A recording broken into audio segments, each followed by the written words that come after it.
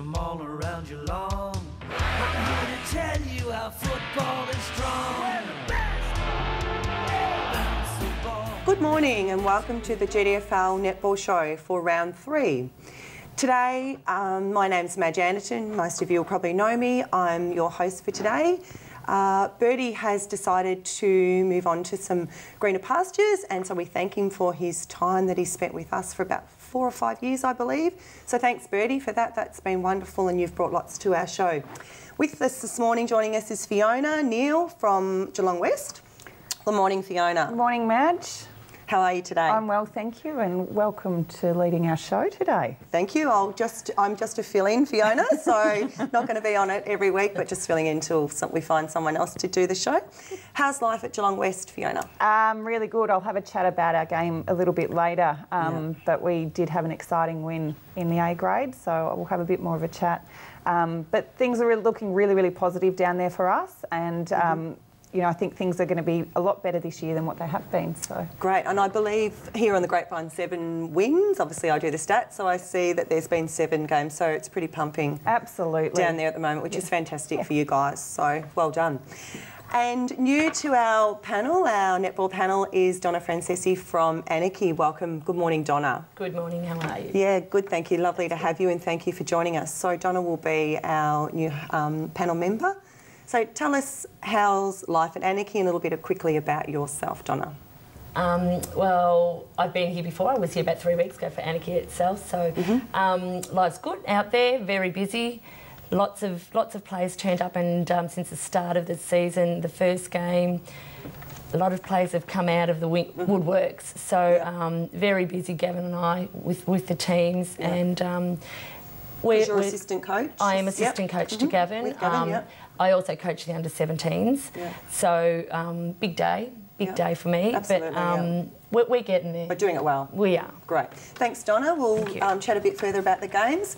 So we'll go through the games quickly as of round 2. Yeah. So Fiona, if you'd like to. The first game we'll get Donna to have a little bit of a chat about. It was Werribee defeated Anarchy 58-17. Yes, it was a bit of a slaughter for the A graders, but we actually had a couple of injuries come out of that game, and it was a couple of key defenders, so we were down a couple of players. Very windy conditions out at Werribee Centrals, very hard to control the ball itself, and you know the Werribee girls, I tell you, they are spectacular, and I'm suggesting they are a team to beat this season. Our girls tried their hardest, but as I said, the injuries occurred around the second and the third quarters, so they came off, and we had very little on the bench to work with.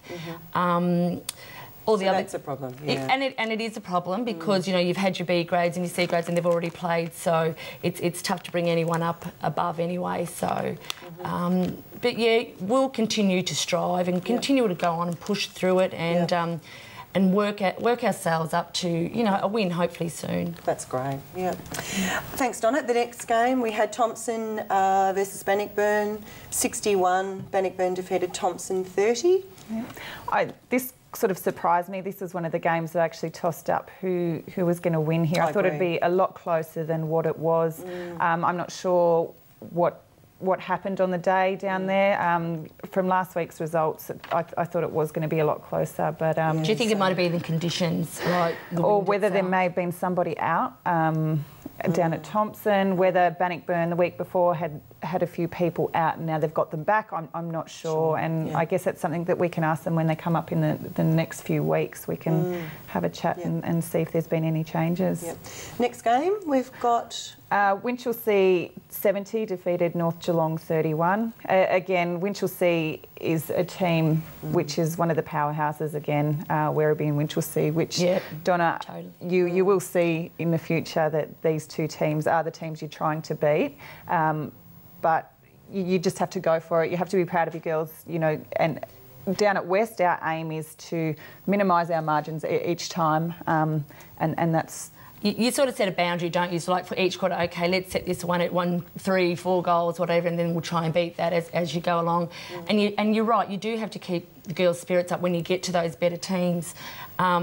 And that's not hard when you yourself come across as very positive towards the girls and the way they play, then they keep a positive attitude too, right. and that really helps with games like that. Yeah, absolutely. And Madge, you were umpiring down at the next game. Yes. Close one down there, which we did talk about that. Probably going to be one of the close games. So. Yes, yeah, the next one I can talk about. We had pretty close all the way. We had, in the end, East Geelong defeated Inverleigh, they 40-37, so it's 3 goals. And it was a fantastic game. Michelle Barton and I umpired that, and it was wonderful. And Inverleigh really held, they're a team to watch, I can tell you, for this season. They are really, you know, working. They've got a lot of young girls. Mandy's working very hard with them. But East Geelong just, you know, they were really great in the last quarter, and they proved that strength and that physical one-on-one body. They really worked at that, and it really showed. So was it the last quarter? Do you think that they won? Yeah, look, they were strong all the way through, East Geelong as well. But yeah, that just that little bit of experience too, the older girls sort of shone through as well, and yeah, so it was a great game. Good. The next game, Bellpost Hill 62 defeated Corio 36. I'm sure we can have a bit of a chat with the Bellpost Hill.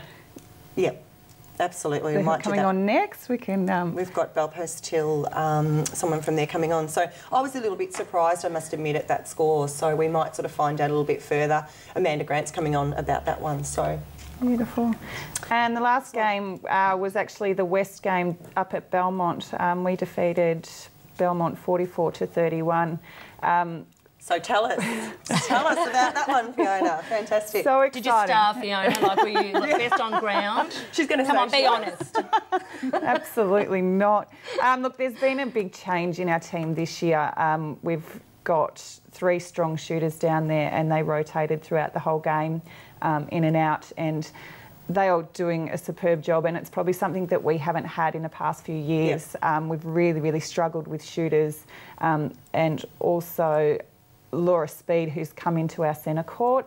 She just seems to control it down the court, along with Eliel. We just got in front in the first quarter, and we held it the whole way. No one absolutely shone, I don't think, out in the court. I think it was an absolute whole team effort. Belmont, I did hear that they did have a few players out. Right. But, you know, very young team up there this year. Yeah. And the young teams, look, from my experience, take just that little bit longer. Like we're seeing Inverleigh now that I spoke about just before, developing through. Belmont are going to be the same.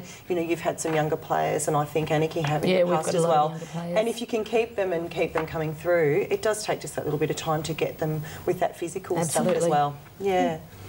So look, we'll take a break now, and we'll come back to the next segment that we have, which we've got Kathy Jennings, our new umpires coordinator, coming on. So we look forward to talking to Kathy. We are the Raiders from all around Geelong. I'm here to tell you how football